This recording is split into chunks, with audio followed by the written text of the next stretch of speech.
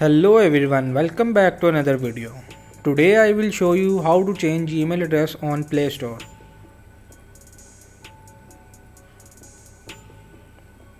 Okay, find Play Store and open it. Go to settings, click on settings, click journals, account and device preferences and click on change contact email.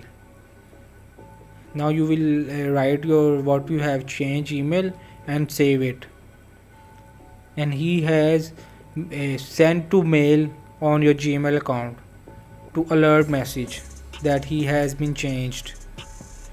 This is how to change Gmail address on Play Store. See, they have sent you mail to change. Hope this video help you. Please don't forget to like and subscribe.